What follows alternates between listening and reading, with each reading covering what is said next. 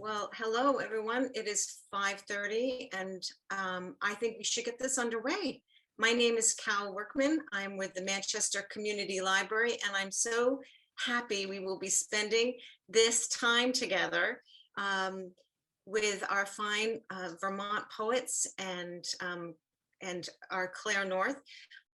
Enjoy what is our 6th annual poetry salon, which is really quite something.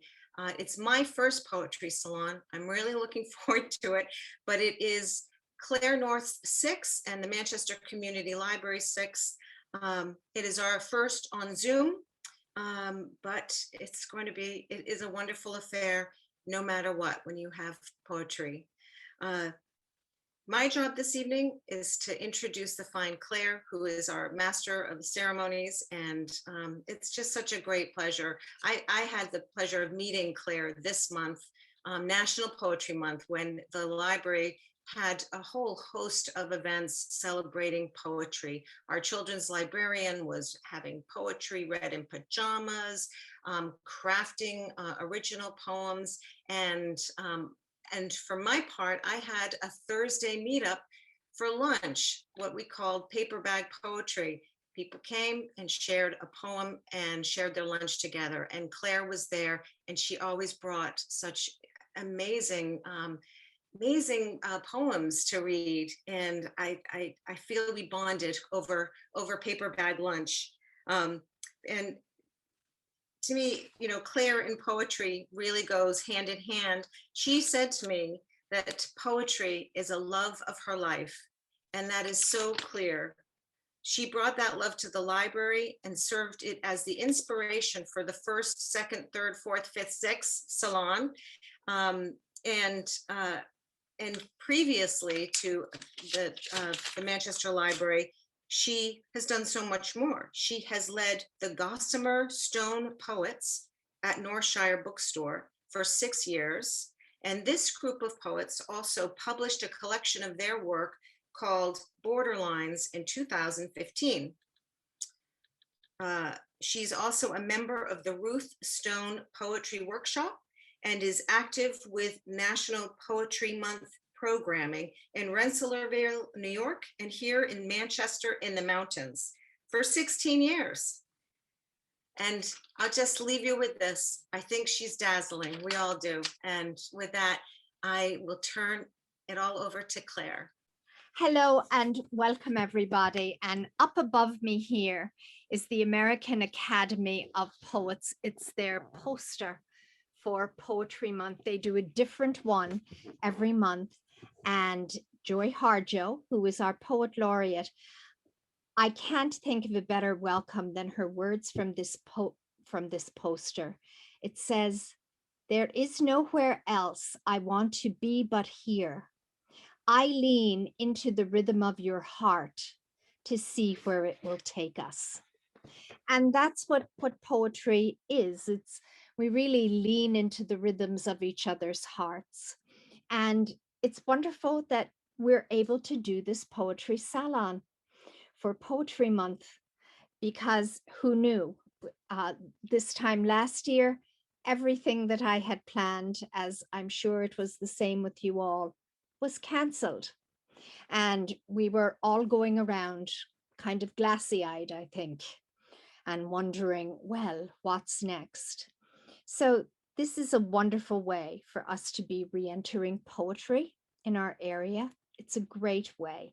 And I want to thank the library for working so hard, and for Cal and Ray and everyone that has come together so we can all be together and do this. I want to thank everybody that contributed to the community poem. And right here, I want to thank the library for their gracious gesture of sending me a thank you gift of flowers.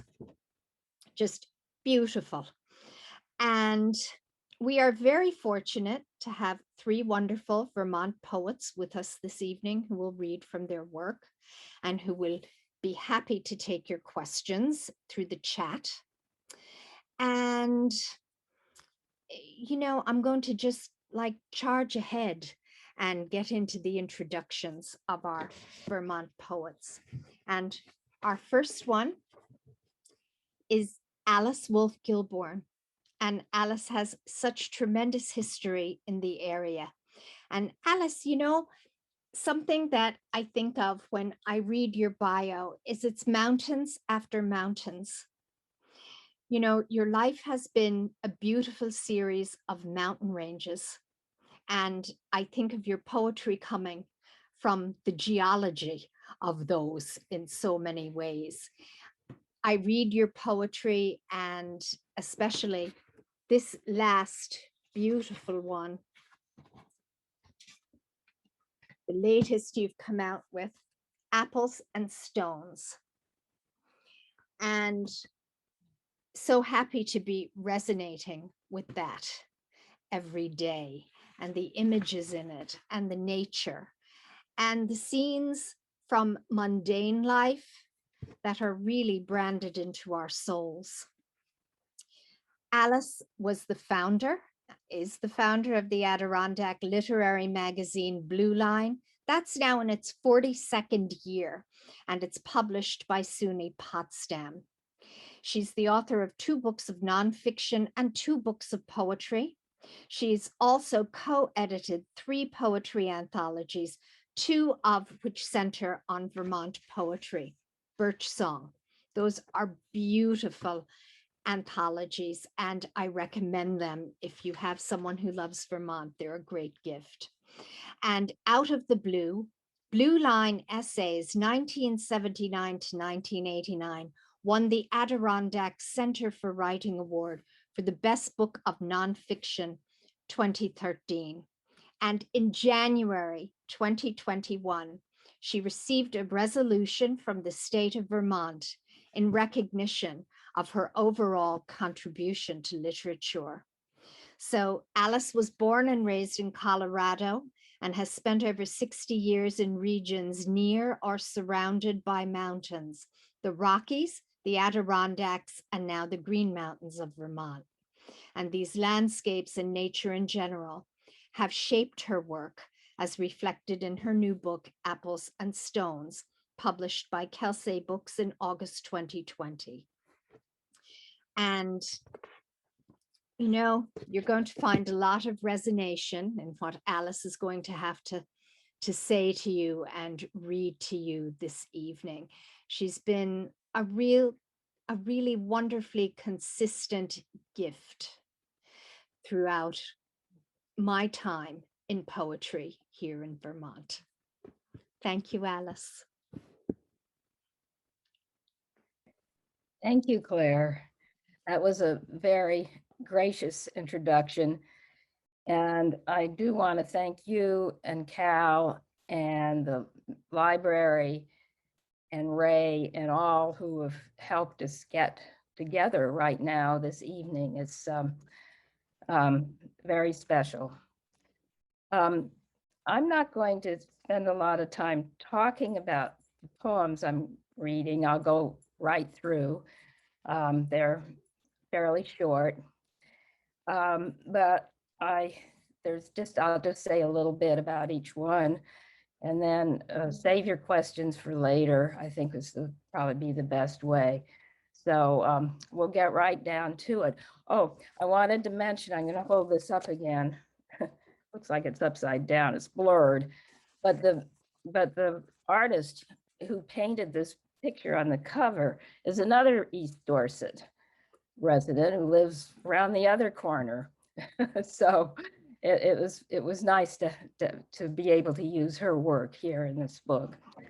I'm going to start with a poem that's just come out in James Crew's new anthology, How to Love the World. And but this has something to do with what Claire said about where I've been and where I was going.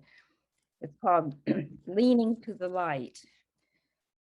Our neighbor planted 12 bulbs in the shadow of his barn, in the shadow of the trees, in the shadow of a mountain. And now a dozen lilies grow at an angle toward the sun that touch them only in the afternoon. Our neighbor sold his house to part-timers who come just for a week or two, so they never see their flowers bloom. Later than the rest, their soft pink petals tinged with white, curled like shavings, stamen-like antennae turned to the western sky. Like me, since I left the land where I was born, leaning west, these lagged lilies with mouths wide open, drinking in the setting sun. Again, that's me being a little bit homesick for Colorado, I think. But I wrote this poem in Mount Tabor, Vermont, not too long ago. So I kind of a bridge between the two geographical areas, as Claire mentioned. This next poem, it seems to me when I was getting this manuscript together, that I had a lot of water poems. I wrote lots about water, maybe because I came from such a dry place, but there were a couple of floods, and the first big one, of course, I think all of you remember, was Irene. And that's the title poem for the book, but I'm not going to read it because it's long. I'll read you another flood poem though instead. And that's one that passed through East Dorset not too long ago. It's called St. Francis. St. Francis arrived when the beaver dam upstream broke in a wild rush of muddy water that roiled our placid brook, breached the culvert, swept across the road, and pooled on our neighbor's lawn. We found him on his back, jammed against a rock. Feet, one arm broken, the other extended, but no hand. For 2 days he rested in the ebbing water until we sought to rescue him. A small, damaged statue, now standing beside our winter garden, his head just above the snow. Ragged, useless, we might have thrown him out. Yet we took delight in this humble gift from someone's yard upstream. Perhaps his outstretched arm channeled a blessing, for water spared our cellar, filled grass with loam, where flowers later bloomed, and settled in its bed like a lion in the sun. And okay. This next poem I thought I'd read because it's not so typical of what I write. It's a lyric. I usually write narrative poems, which tell a little story. But this is called If I Had the Time. If I had the time, I'd learn the robin's song and whistle it at dawn. If I had the time, I'd ride a rocky mountain and bridle my past.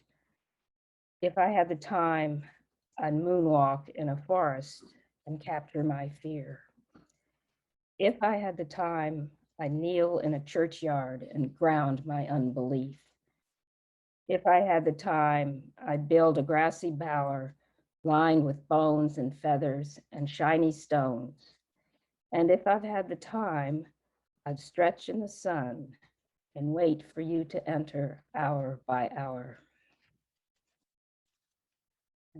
Okay.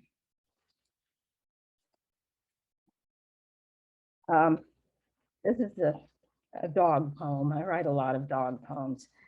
But the fun part of this poem, and I really had a good time writing it, was that the butterflies that are mentioned in this poem, the names of them, they're actual names of butterflies. So if you look into a Guide to Butterfly book, you'll find them. This is called Don't Bite the Butterflies. We take it every day, the dog and I, this path connecting field and woods, unruly verge of blooms, invaded by insects. On course we march with details of butterflies. Swallowtails swoop, fritillaries flit, checker spots skip. And those little ones, the forest punctuation, commas and question marks, dash. Admirals convene on the grass. we have our rules, the dog and I.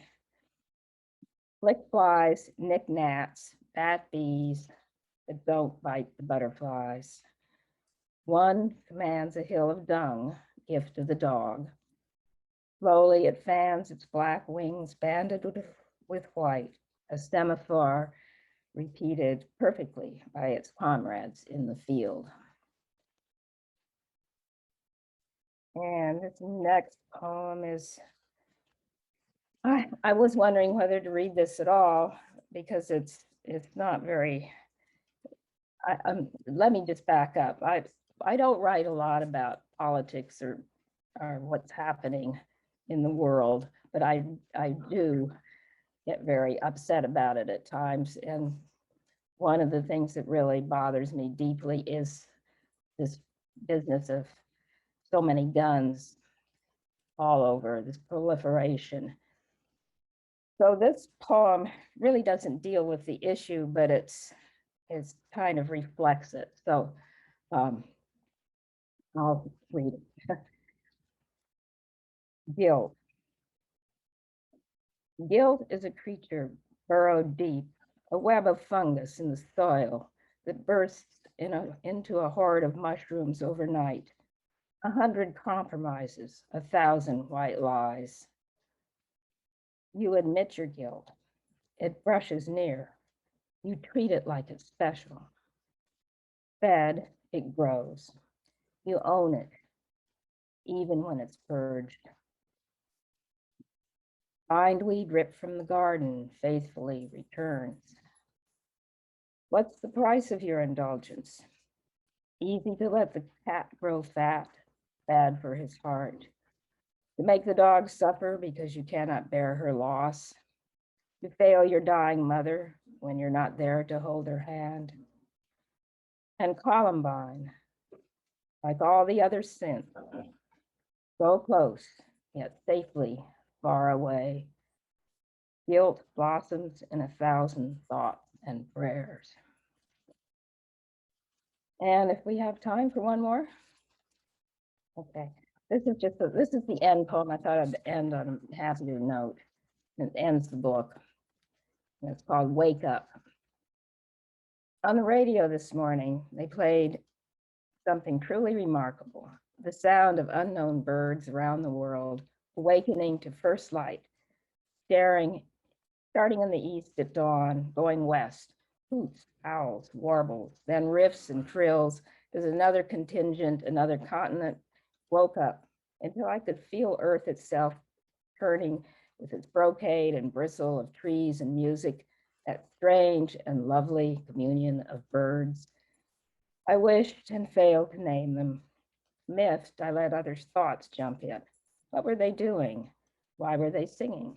For mates, for space, for joy? I heard only myself, my mind a darting squirrel making a din, while the dawning music slowly died. Maybe it's time to listen, to think.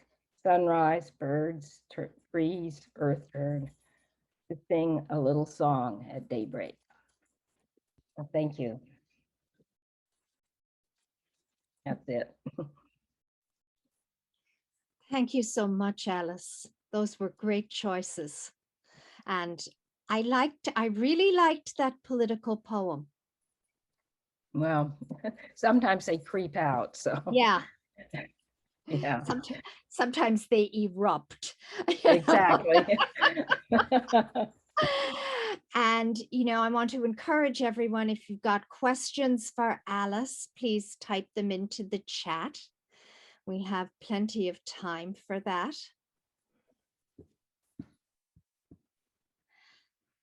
And Alice, one of the things I wanted to ask you, I was very moved by how you said, you were missing the mountains in Colorado, and to think you'd be in one range of mountains and missing the others. How is that for you in your poetry and in your work? Does that bit of homesickness, spark poems for you? Well, the mountains, actually, the Rocky Mountains and the Green Mountains are drastically different. Mhm. And so again, I think it's the landscape and the openness of the West. I do miss that. I remember, of course, the Adirondacks were in between. We lived there for 28 years. And there were lots of lakes and lots of trees, but I remember kind of longing for space, which I found the contrast of the mountains that just stood right up on the plains like a pie crust. I mean, they were just a big ridge, and just the openness. That was really something that I did not find in New England, except maybe on the water. And again, here comes water. But I miss that, but I don't know, I would miss this part of the country too if I was somewhere else, I suppose. So I think it's kind of human nature. Yeah. Yeah. I remember when my first trip out west, and when the maroon bells kind of rose up out of the landscape, Mhm. I was astonished because I had never seen mountains like that. Yeah. Yeah. And something that you just said about, you're one place and you're writing about another place. Sometimes they say that's key in writing for us, that when we're someplace else, we write about the other place. No. Yeah, I think I agree with that. Although, I don't know, when I'm here, I write about here too. So what I see. And okay. Alice, we've got another question for you from Stephanie. Very beautiful, and thank you. And would you talk about your process? For instance, do you do research on different types of butterflies or birds, or do you work from what you know? I really work from what I know. I don't do lots of research. I mean, I read what interests me. The butterflies, I was trying to identify the ones around Mount Tabor that I saw, because we had a trail into the woods, which was really nice.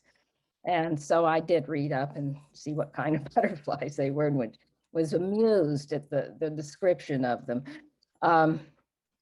But the birds, it's kind of the same thing. And I don't just make a habit of research. I just see, and if something suddenly rings a bell and I think, oh, maybe this will make a poem, I try to write it. So Alice, here's a question for you. How did you wind up at Wellesley and University of Delaware? That was fairly far afield. well, I don't know. I guess I wanted to leave Colorado and just to get out, like any teenager at that point. And I had a teacher who I was kind of a mentor, but she had gone to Wellesley, and well, there are a lot of kids in our class or women that she wanted to sponsor going to Wellesley. So I said, okay, why not? But then I was able to get in, but my aunt and uncle lived in Rockport, Massachusetts, and also Gloucester later. So I had some sort of family, and that was important too. So to me, it started out as a really big adventure, but then I got homesick immediately. So I wanted to go back to the West. And this tension, I guess it's stuck with me. About the University of Delaware, I was married then, and my husband, Craig Gilborn, was a fellow at the Winter Museum. And also he worked at the Winter Museum, which is right outside Wilmington, Delaware. And I needed a job, so I got a job in the records office at the University of Delaware. And then I thought, well, maybe I could take a few classes, and one thing led to another. And I finally got my master's about 10 years after I'd graduated from Wellesley. So again, I was in English and American literature. I never got away from anything new. So that was that. Okay. I think what I'm going to do, I'm not seeing any more questions right now, but if anyone thinks of them, just put your questions for the guest poets into the chat, because we'll get to them as we move through the event. Okay, and here we have a lovely salutation for Alice. Wonderful reading by Alice Gilborn. And Thank also you. lovely Thank you. poems from Candace Jensen. And so I'm going to go ahead now, and I'm going to introduce Terry Hauptman. Now, here is Terry's 6th book of poetry. It's called Rubies in the Mud. It's out from Polaris Press in 2021, and it is vibrant with song. And she's gotten some beautiful accolades on the back here from Rosanna Warren and Brian Fitzpatrick. And the poet laureate Joy Harjo has written about Terry's poems. Underlying is her knowledge of spells, burns, seethes, gives birth in heat, heart, to create a city of flames. And Terry's other poetry books include Masquerading in Clover, Fantasy of the Leafy Fool, and that has hand-painted plates in it. Rattle, from the Cardinal Press in Tulsa, On Hearing Thunder, and that's St. Cloud, Minnesota, the North Star Press. I've got that one here. And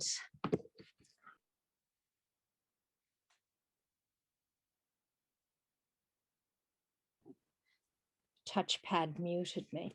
The Indwelling of Dissonance, that's St. Cloud, Minnesota, North Star Press, and also by the same press. It came out in 2019, The Tremulous Seasons. And Terry reads her poetry rhapsodically, and she exhibits her 45-foot by 40-foot mixed media painted scrolls nationally. I've had the privilege of watching and observing Terry teach, and I've seen in groups what she has brought out, you know, in young poets and in burgeoning poets, and how she's got a hospitality of the heart that encourages people to take risks when they're reading their poetry. And her art was exhibited at Southern Vermont Arts Center. Songlines, I believe, was the name of the exhibition. It was really extraordinary. It was these magnificent big scrolls that you felt were pulling you in, and that they were portals. You were going to enter them. And one of the things that I admire most about Terry's poetry is that she has an emphasis on love in all its forms that comes through. So Terry, it's all yours. Wow. Too magnificent. You are too dazzling for words. I can't wait to introduce your poetry with so much passion and luminous beauty. So of course, I do want to thank you, Claire, my goddess.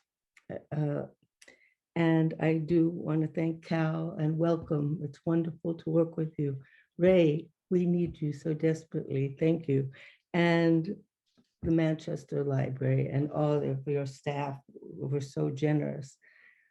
And it's such a wonderful library, and it's hosted so many fine events. Of course, especially with this newest book, Rubies in the Mud, I want to thank my family. A lot of the poems are family poems, and my beautiful beloved friends through all the seasons. So, okay, I'll read a few short poems.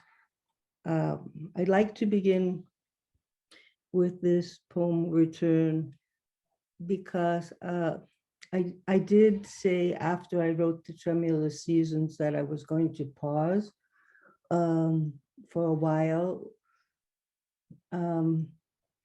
Sometimes as a visual artist and as a poet, we need to pause, but we were in the pandemic. So of course I wrote a lot, and the main question coming out of it, hopefully we're coming out of it, is so who are we now? So who are we now? Because I think we're transformed. And this is one of the last poems in a whole new fermenting book. So Return.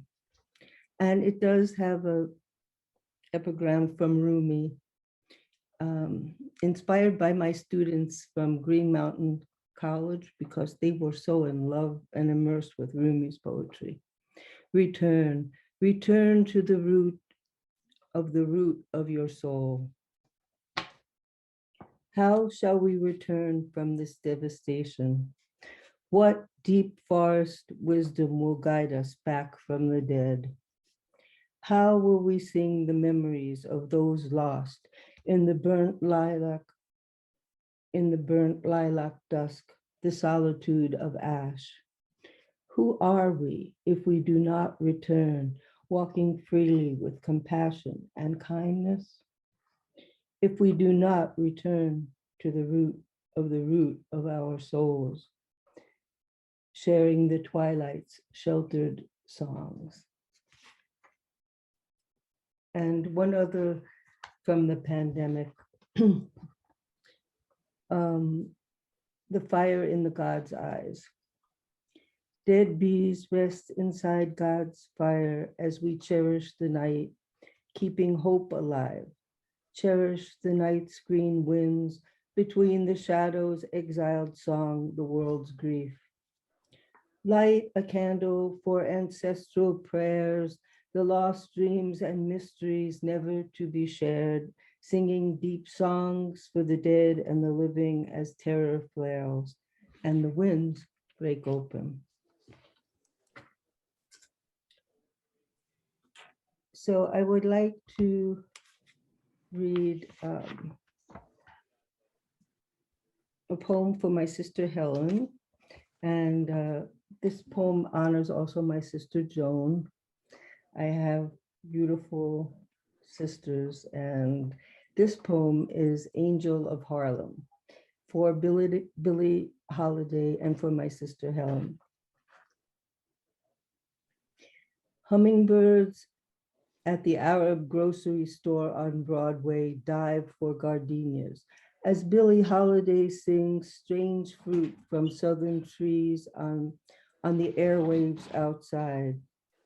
Strange Fruit, the song immortalized by Billie Holiday, written by Abel Meeropol, aka Lewis Allen, our father's social studies teacher at DeWitt Clinton High School in Washington Heights.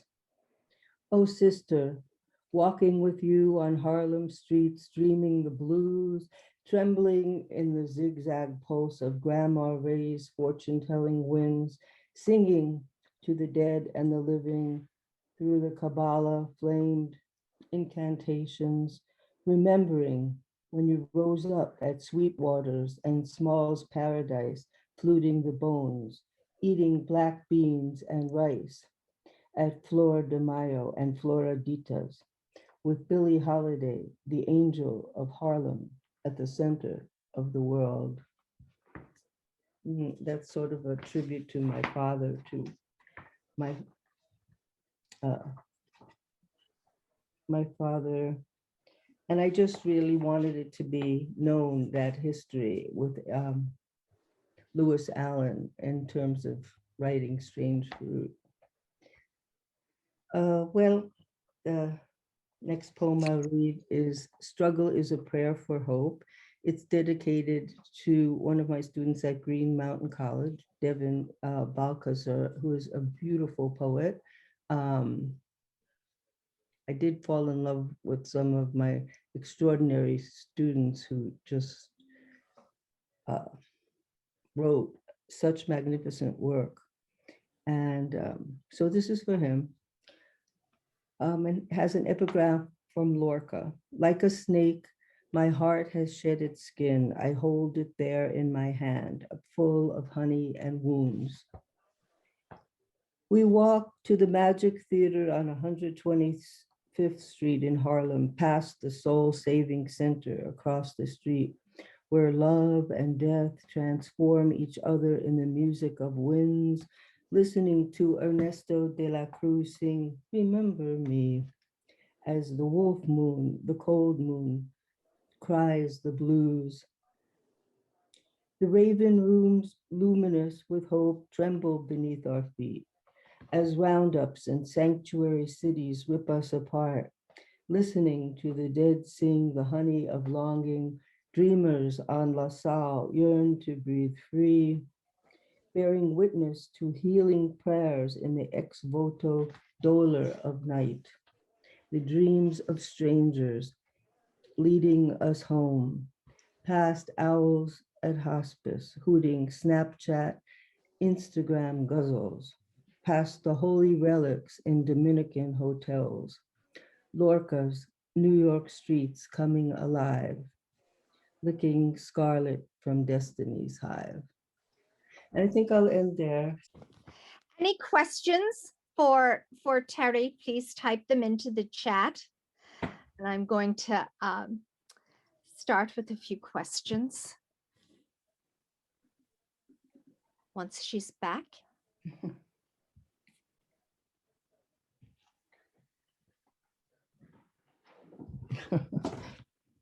Okay. Okay.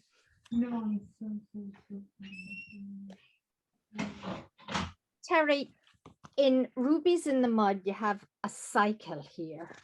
I think at the beginning of Rubies in the Mud, you've got 2 poems. And I wanted to ask you about the title Rubies in the Mud.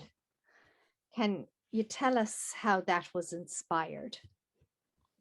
Well, I believe I'm a surrealist at heart. So it it has many levels. In the heart of the book is a picture of my grandparents marching against Hitler, which I think is an amazing photograph, because they're in Chelsea and they're marching so strong and so proud, because it's such a heritage. I come from socialists, who gave their life to fight racism.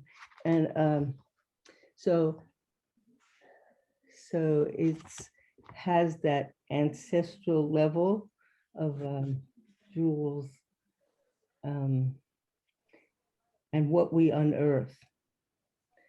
And then there's other heartbeats in the book. So it's just how much we embrace mud and the things that are buried, mud itself, and also the things that are buried, and poetry unearths them. We remember. That's the best I can do.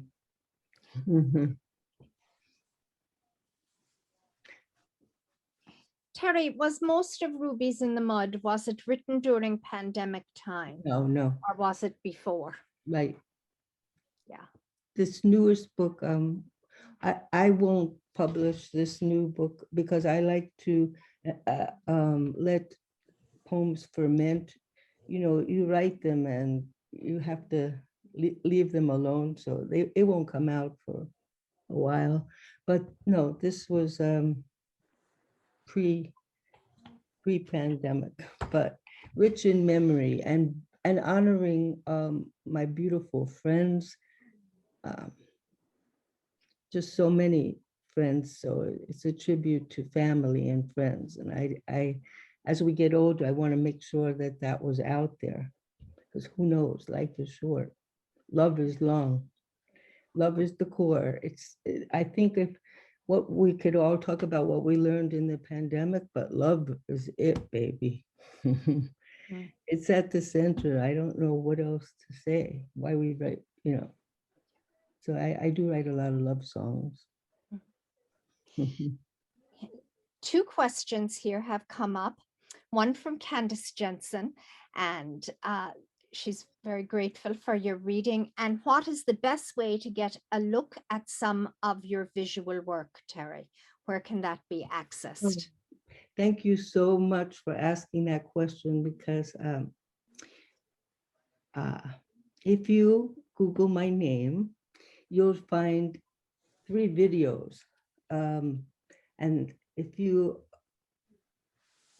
look on the different genres, there's images, but videos, there's a really beautiful video with my beloved Hugh Jowdry's sculpture from the Southern Vermont Art Center. That whole exhibit, you'll love it. And Claire was there for the poetry reading. And lit the whole place up with her poetry skirt. But anyway, you can see that video. And then Burlington City Arts rooms, 50-foot scrolls filling the galleries, and you can see different images. So I have a website, but I think the videos show you a lot. So thanks for the question. Okay. And the next one is from Kiev Rati. And can Terry describe what makes her create in words or image, since she is also a visual artist? Okay.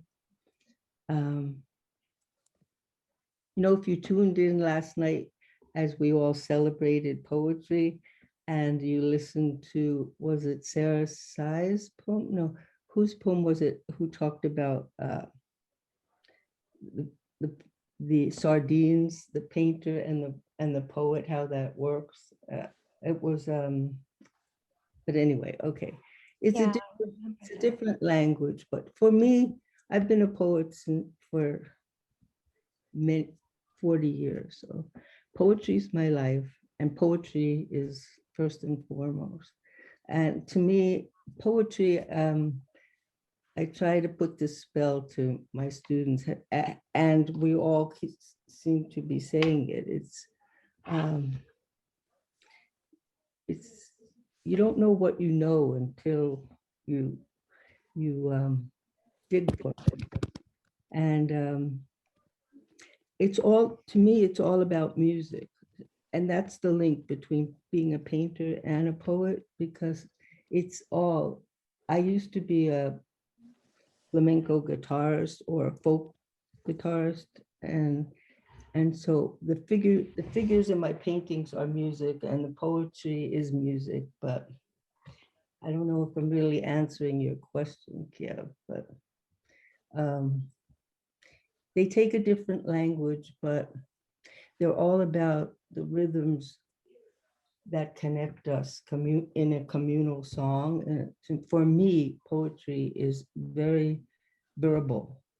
I mean, we can read poems quietly alone, but to me, it's all about song. And someone can be an amazing poet, but they have to give this, everyone has a different mark, a different sound. So just hope that resonates for you, Kiev. Yeah, put in the chat that it was the Frank O'Hara poem. Oh, thank you. I am not a painter. And I think Sarah Z read that. Right. And she has a sculpture, isn't it, at LaGuardia Airport? Right. Yeah. And I think she might be married to Arthur Z, who's a poet. Yeah. Yeah. Yeah, I wondered about that, if there was a connection, because there was the two of them in the mix last night. While I am thinking of it, I want to give a shout out and a special hello to Anita Pomerantz. Anita, there's always gratitude for you, because you and Errol started the first favorite poem project, which we had, every year for many, many years out in Paulette's Public Library. And so many people from all over the area always came to sit in that circle. So I always think of that favorite poem project being the seed and being what grew so much of the other poetry in the area. So thank you. And I'm really happy you're touching in tonight. Okay, Terry, is there anything else you want to tell us about the process and about also the choice of the paintings, your paintings on the covers of your books? Like, I think it's so remarkable that you can have a book and then you can also do your own cover or choose from that remarkable body of work for your own cover.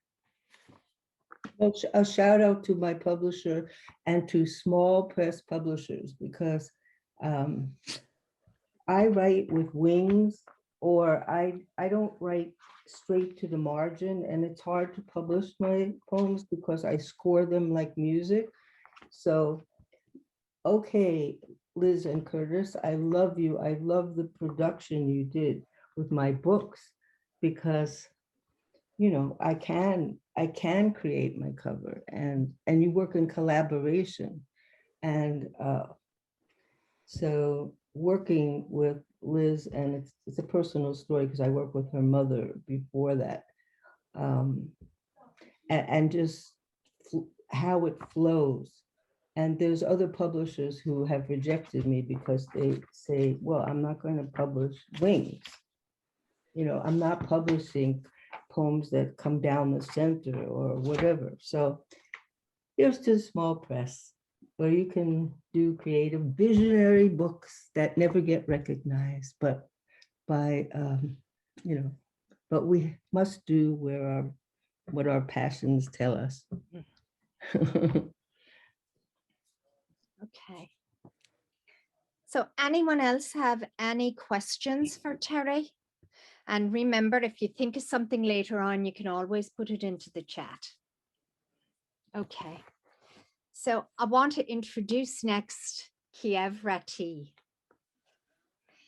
And I believe, from how I got to know him in poetry, that Kiev and poetry are nomads together.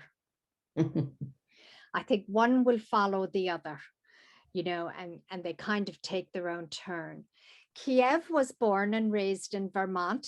He had a 5-year stint in the Bay Area of California and now lives with his wife, 2 pudgy cats, and red-eared slider turtle in Manchester, where he works at a brewing and winemaking media company. And his poems have appeared in the New Feathers anthology, Phoebe, 25% Rag, and Manhattan on the Neva. His poem, Autumn Voices, the Other Language, was awarded 3rd place in the 2021 Poem City Poetry Contest. Enough Said is a letterpress chapbook of exchange poems with his father, Michael Rattee, and that was published in 2002 by Adastra Press. And he's a member of the weekly Ruth Stonehouse Poetry Workshop based in Brandon, Vermont.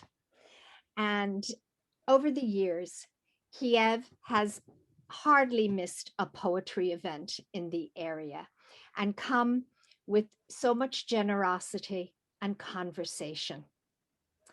He has always, and you know, this is kind of mundane and speaks to my own cravings, brings excellent snacks and beautiful beers and drinks. And he's just really such a life bringer to the conversation and to the circle, and such a deep listener who can give you back extraordinary insights about your poetry. And I want to share this with you all because I have kept it throughout the years. It's up on my card wreath. This is the party favor that Kiev brought some years ago to the first poetry salon he came. And it is a poem. Fiesta de Ojos Rojos, Party of Red Eyes. And it's a folded book that he made, and everyone at the salon got one. So here's a picture, and see the red eyes. There's another picture and the lovely, lovely poem.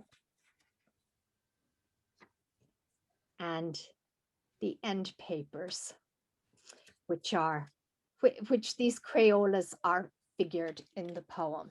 So that's just one example of Kiev's generosity and great creative heart. Okay, Kiev. Thank you so much, Claire. I appreciate that a lot. That was very nice. Who says April's the cruelest month, right? We have nice events like this to get us through. I'd also like to thank everyone who's here. Thank Cal and Ray from the library.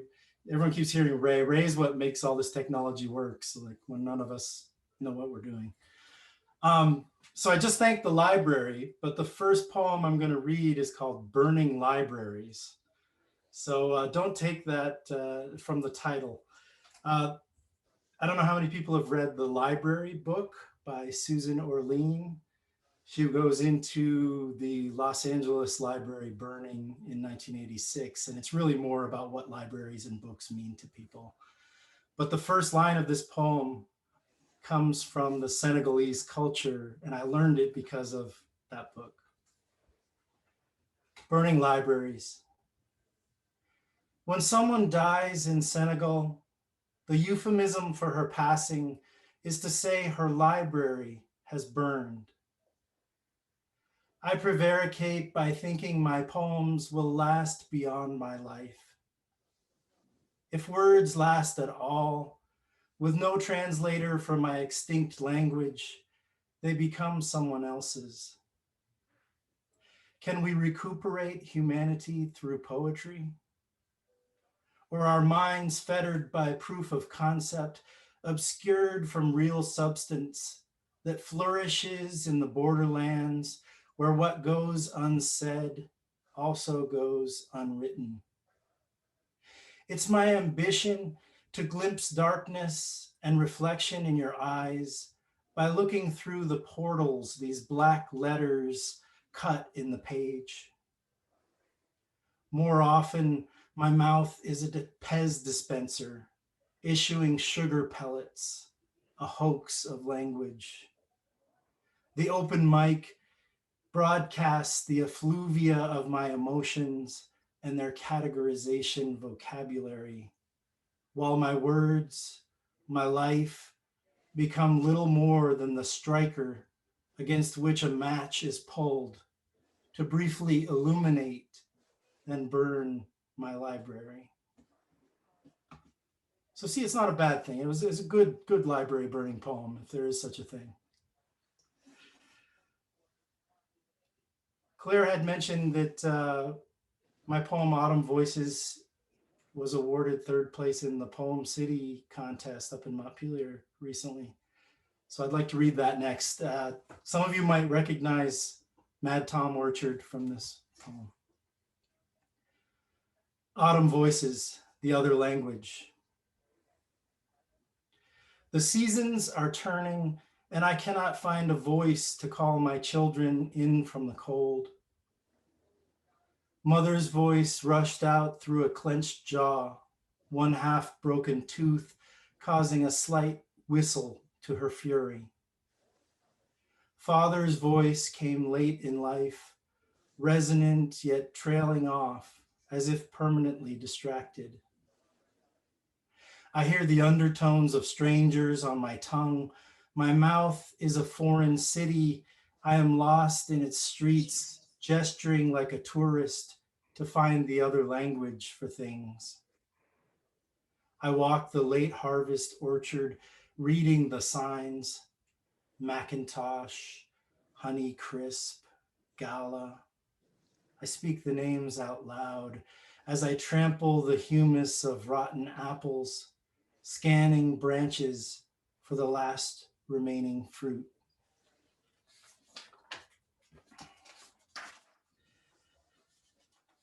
So I'm excited. I've been on communications recently about both the town of Guilford and the town of Sunderland issuing a proclamation for Lucy Terry Prince. And since we're in a library event, if none of you have read Mr. and Mrs. Prince, it's a fantastic book by Gretchen Holbrook Gerzina. But what I learned from that book is that the very first known African-American poet lived and died in Sunderland, next town south of Manchester. And this July 11th is the bicentennial of her death. And both Guilford and Sunderland are issuing a proclamation honoring July 11th as Lucy Terry Prince Day moving forward, and are trying to get the state to do the same. And I think that will happen. But their property was on Hill Farm Road, just across the Battenkill from the Ira Allen Inn. So after spending some time over there one day, I wrote this poem called Her Undoing for Lucy Terry Prince. Lucy doesn't need a mirror to realize she is becoming dust. Cataracts frost her eyes anyway, and her legs compost back to earth below the knee. Plumes of insects rise above her head against the dusk sky. Her past is a spinal cord across these ridge tops, severed at several vertebrae along its length, making her fingers too numb to locate the present. Touch is a sensation wasted on the living. She wrote the single word breath in her diary to construct a memory of language, a primer to find her way back to fluency. But now her eyes cannot see what she wrote, and her slack tongue has lost the shape for words. Still, she wants to shout from what remains of the spiral of her throat, but her voice is muted by the lack of amplification parts. She's lost track of time and the order of moments. She's unsure of the boundaries of her own existence.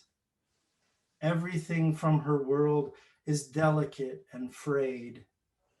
A slight breeze might blow what's left of her away.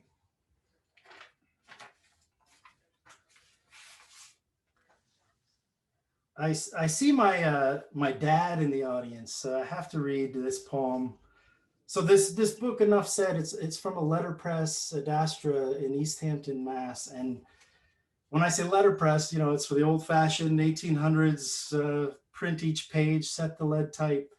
And he did a beautiful job. It's exchange poems between my father and myself, and my dad's poems, M.R. Michael Rattee on one side, and my response on the other side. This is called A Gift. If my birds don't fly directly to your roost, do not think them any less beautiful. They are dumb and distracted by the many lakes on the way. I send them as a gift to brighten your dry home where everything is the color of straw. So many tools for communication, still I am always late. And because I come at you in bursts, I wonder how you could know that when I receive your letters, they are sweet with smoke and creased like your hands. I am trying to tell you what I cannot even tell myself.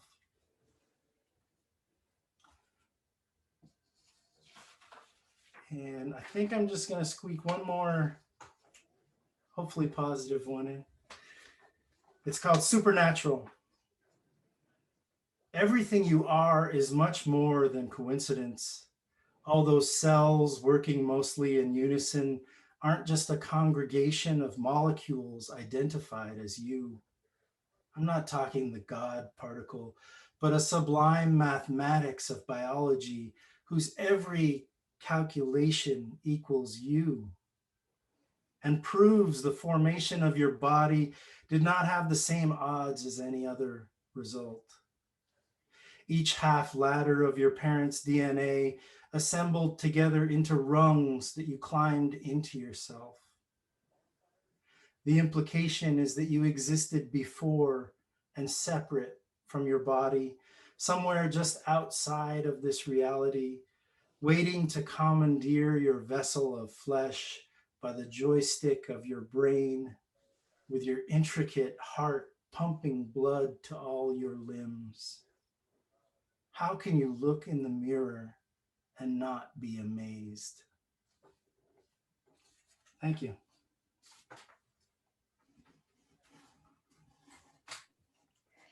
Kiev, thank you so much. And something I'd really love to know is, how did you and your dad like get the idea that you were going to do it and make that commitment, and then find the letterpress and just put it together? Boy, that's a long arc. I guess I'll just, the brief answer is that my dad is a poet. He has several books of poetry. I've written poetry since probably 7th grade. Not very good poetry back then, but and it was my dad's idea. He sent me a book of exchange poems between the poets Marvin Bell and William Stafford. And they had done a correspondence in poetry. And as I recall, he sent me an envelope with the book in it, and I think the first poem, and saying, let's do this. So he dropped the gauntlet, and we did it pretty steadily for a while. I was the weak link most usually, and most recently. And then finally, just, I don't know, maybe a month and a half ago, we started it up again after a couple of years off. So. And so it was by mail. You wrote in that book, each of you, and then mailed it back and forth. Yes. Yeah. Still the best way to get a poem. Email's not the best way. Yeah, I would agree. And That I says love the magazine advertising guy. yeah, I know. I love to think of, those poems like winging back and forth through the mail service. It's a unique way to communicate with anybody, never mind your parent. Yeah.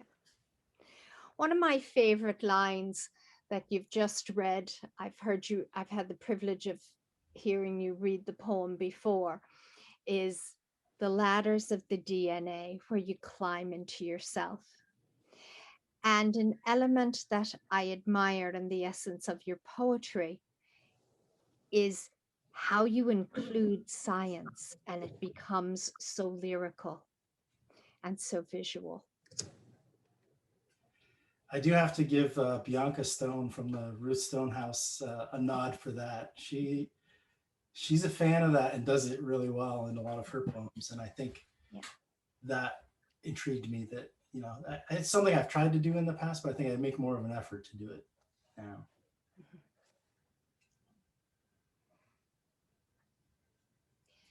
And I'm going to throw this out to everyone if you want to put it in the chat as well, but I'm going to ask Kiev. Last night, it was one of the poetry events that I saw was How to Love the World, the new anthology by James Cruz, and it was out through Northshire Bookstore, the event was. And Dabbeth Wood asked everybody, what are you reading now? He asked the poets, and he asked everyone, like, what's inspiring you? What's leading you along the poetry path? And oh man, I'm always reading Jericho Brown. I mean, Jericho Brown is kind of my poetry go-to touchstone lately. Like, I have, shelves of books, but then I have piles of books that don't get put away. And I guess those piles are where I find what I'm reading the most recently. mm-hmm. That's one. I've been revisiting Mr. and Mrs. Prince because of the proclamations, and they're trying to get all this facts right, and Gretchen's helping us make sure they get the facts right, because you'd hate to put something into the historical record with it having inaccuracies. So. Kev, I really want to credit you for getting that going. Because mean, there's a lot I of threads remember that- when, you were ignited by that. And to think that, here we're going to have it in Sunderland and in Guildford, it'll be July 11th. And, that the state is probably going to go ahead with this. And that's an immense accomplishment.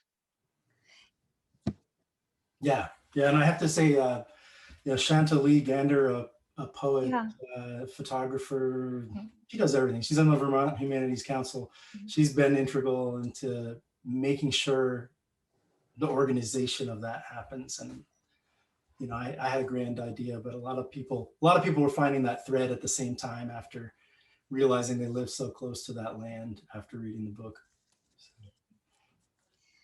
And what do we have left from Lucy Prince as far as her actual writing? Anything physical? Well, no, the thing is her poem. So she wrote her poem about an Abenaki raid in Deerfield, Massachusetts. Mm-hmm. It was written in 1746. I say written. She may never have written it. She just recited it so much that it became lore in the area until it was published about 100 years later in the Springfield, Massachusetts newspaper. So I think Phyllis Wheatley still beats her as first published Black poet in America, but they know her poem exists immediately after the raid so that they can date it to 1746. And so she lived in Sunderland from 1797 to 1821 when she died, and we're desperately trying to find exactly where her grave is, and it's proving difficult. But Yeah. Well, it'll get found. Enough people on it. yeah, These things happen, they get found.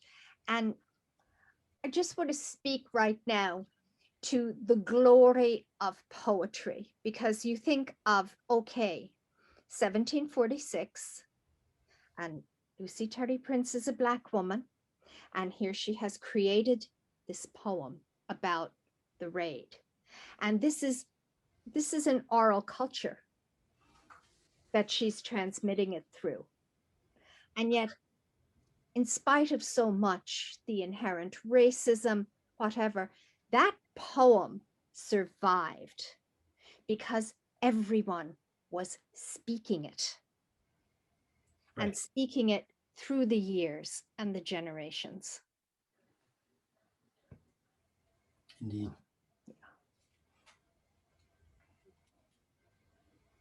Kiev, what's next on your poetry agenda?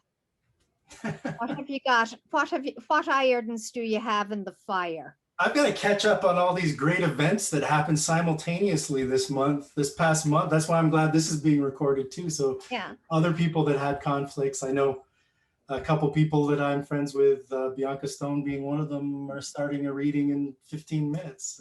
I understand, because last night there were 3 events and I was blind by the end of the night. And I think at least one of them was recorded, but I was just going from event to event. One that was remarkable from the New York Public Library was 1,000 Years of Persian Poetry by Women. And those women that presented and read were so incredible.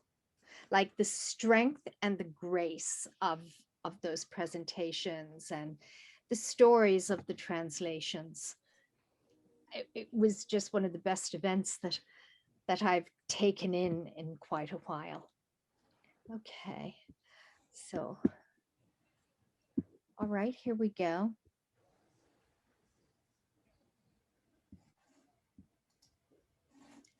Anybody have a question for Kiev?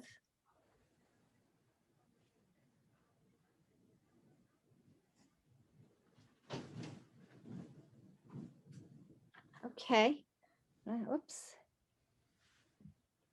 Okay, Candace has said, thank you, Kiev. I loved hearing those poems for the first time and again. And now we have a couple of poets who are ready to read their work. and I'd like to introduce David Mook.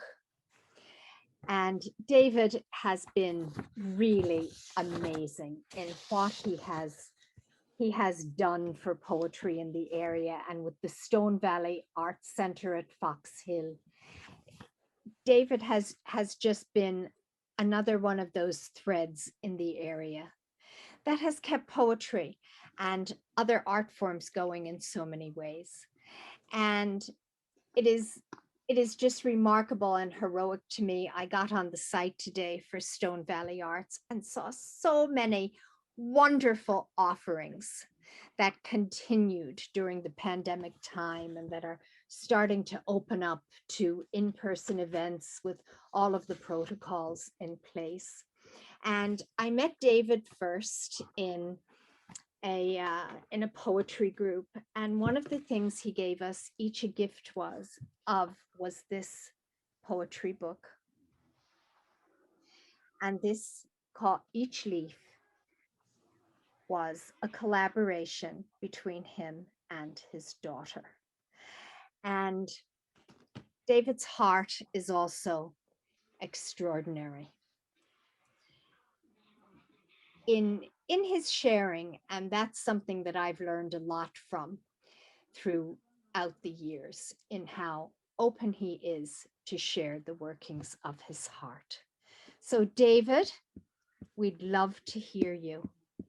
You're very welcome. Thank you very much. I appreciate that. And just since you mentioned Stone Valley Arts, we've got 2 shows coming up, and I invite poets to come and write ekphrastic poetry to respond to the art with poems. And we've held several of those events at Stone Valley Arts, and it's an open invitation to poets to come and to see the art shows and to write poems, and then we have readings of the ekphrastic writing in response to the art. So thank you. So I'll read a poem. This is just a little bit of background, but it's there were about 300 families that moved from Western Pennsylvania to Eastern Pennsylvania when they built a new steel mill. And then every year we had the Elwood City Day picnic of these families. So this poem is titled Penny Scramble, 1953. A pickle jar full of pennies, cheap entertainment for the grown-ups at the annual Elwood City Day picnic. Proud parents watch their kids competing on the grass for a fistful of copper. A silver dollar for the winner. Everyone happy when it's over. Back then, whatever you held in your hand was enough. But today, when my coin hit bottom in that beggar's cup, I wished I weren't wearing gold cufflinks and wondered, how does a life become pocket change spent so casually? At home, my own wide-mouthed pickle jar, nearly full, teeters overhead on a closet shelf. A burden, perhaps too heavy, the accumulation of unspent days. A sudden avalanche of thin dimes and plugged nickels crashing down, piling up, all around me, change. Thank you. David, do you have another one? Oh, okay. I could do another one if you'd like. Yeah. Okay, sure. Ask a poet to read poems, right? So this is a series of 6 haiku linked together around the theme of words or language. And I'll read each one twice. The tradition with haiku, since they're short, is to read them twice. So sitting in silence, dowsing for the wetness of words, tears of compassion. Sitting in silence, dowsing for the wetness of words, tears of compassion.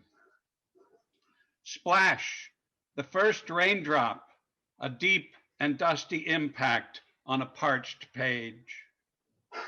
Splash, the first raindrop, a deep and dusty impact on a parched page. In the beginning, nothing is anything but syntax and diction. In the beginning, nothing is anything but syntax and diction. With telling, stories gain density, become first the mind, then body. With telling, stories gain density, become first the mind, then body. Each word a needle, poetic acupuncture, pinpricks on a page. Each word a needle, poetic acupuncture, pinpricks on a page. Sitting at my desk in silence, breathing in and breathing out. I am alive still. Sitting at my desk in silence, breathing in and breathing out. I am alive still. Thank you, Claire. David, thank you. And I'm delighted you're alive still. Me too. You know, I'm delighted we're all here and Yes. alive and able to do this and hear each other. And thank you so much for Stone Valley Arts and all that you've done and dedicated yourself to. You know, very devotional. Well, thank you for holding this event. I appreciate it very much. Well, it was a collaboration in the best sense of the word. Yeah. All right. I think we have another poet, and I believe it's Candace Jensen. And Candace, I have met through the Ruth Stone House poetry workshop, and wow, what a gift. What a gift. I've had many gifts out of that workshop, and she's a superlative one to me in my life. Candace is a gorgeous visual artist, and just her calligraphy is so luminous. You know, just the strokes of it, they invite you maybe to make a poem of your own. And she did a beautiful event not too long ago. I think it was at the Fleischer House Museum. Yeah, you can correct me on that. Fleischer Art Memorial in Okay, Philadelphia. Fleischer Art Memorial. And it was just great to see calligraphy in action from her. And, you know, she's just one of these people, whatever she turns her hand to. So when she picks up and maybe another sort of pen to write a poem, miraculous things happen as well. So Candace, over to you. Thank you. Thank you so much, Claire. That was a very generous introduction. It's been a gift to meet you and everyone else at Ruth Stonehouse as well, for me, so mutual. Okay, well, I thought this was sort of like an open mic, so I just have one poem and then an excerpt of another to share. They were both written in the bowels of last year, but they are, oh no, one was from earlier this year, but it's all one big span of time, isn't it? So yeah, I'll read those. And thank you so much for allowing me to pop into your lovely event. And thanks to the other readers for the great poems this evening. I really enjoyed them. So this is The Witch of Winter. The witch of winter, slumbering in the sunny, snowed-in cedar copse, and is a half-full Coke can slipped on the dent, sexless and vexed, a mild soul in a catastrophe consciousness mist, teaspoons of white sugar and creamed broccoli swirling about, no pie, no a la mode, no peanuts, no nooks and crannies, definitely no free bees. This is America. Hello, this is Michael. How are you today? Why can't we be earnest? This is America. I wrote, need apples, shampoo, toothpaste, and I need nothing, but I find myself in great, great want. When I say apocalyptic, you do not hear uncovering. When you say ironic, I only hear insincere. Almost a full cup more, almost a half coup more, almost a police state meant, almost empathic and geared up for meaningful activism, wrist on the remote, the blue light says more. Dear diary, I forgot my eggs on the conveyor belt, kept moving, they slipped into space and plopped little viscera morsels on tiles that could use a good mopping.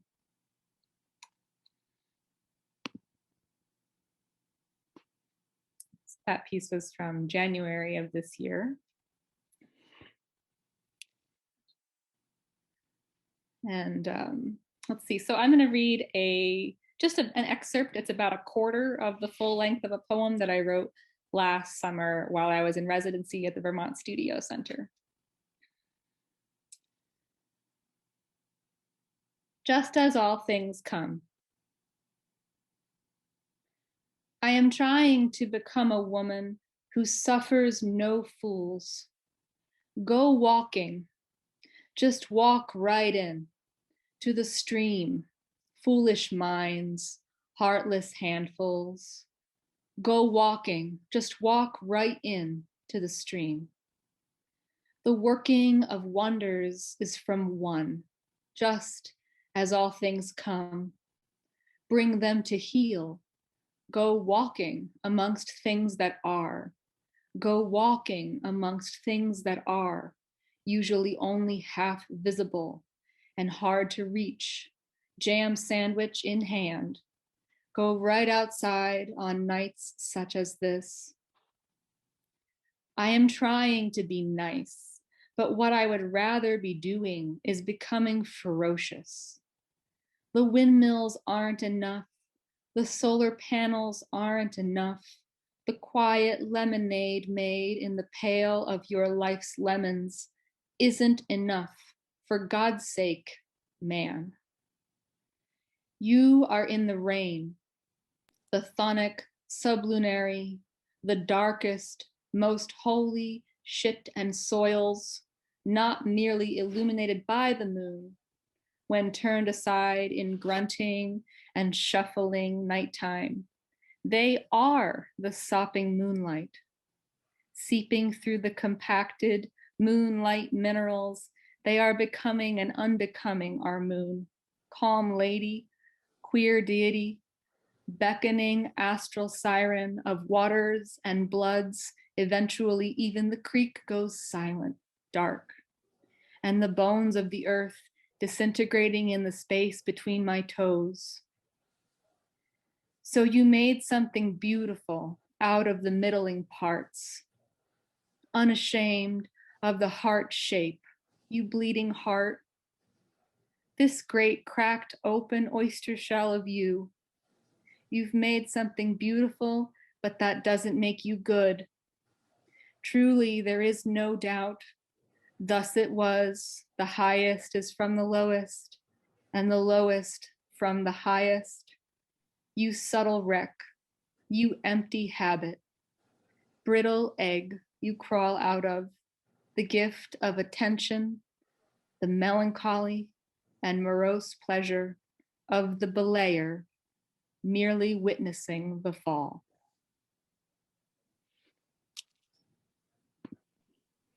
Candace, thank you so much. Thank you. It was a pleasure. You know, the first one is a favorite of Kiev and myself. That Oh, I'm poem. so glad. And also Kiev has given a shout out in the chat that about your show this summer at Southern Vermont Arts Center with your husband, Owen Schuch, that it's going to be, and so that's very exciting and wonderful.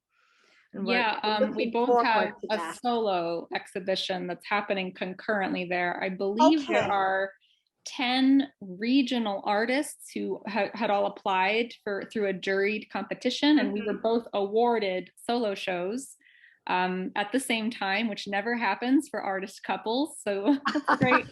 And it's June and July, and the opening is set for June 12th in Manchester at the Southern Vermont Arts Center. We're really excited about it, and I'll be exhibiting my calligraphic illuminations on deep ecology. Yeah. Thank you so much. You are so welcome. We are delighted that you came tonight, and thank you. And it's 6:59. So do we have one more poem from anybody? Or a favorite poem anyone wants to read? Or will it be good night and we're all belting off into the next Zoom reading? All right. I want to offer a lot of gratitude to Cal and to Ray and the library for all of their attention and cooperation that made this reading and this event happen, so that we could kind of get a jumping off point again into life. We're kind of coming out of pandemic time into transition time. And here we are. Here we are doing this together. And hopefully the next time we do it, maybe even by your show, Candace, we'll all be able to be together in the same space. Yes. That'd be lovely. Yeah. Yeah. So I want to thank you all for coming, and it's been great to see you all and to share with you and to hear you. Okay. Thank you. Thank you, Claire. Okay. Thank you, everyone. Thank you. Thank you all. Thank you, Claire. A great evening. Thank you, Carol. Thanks.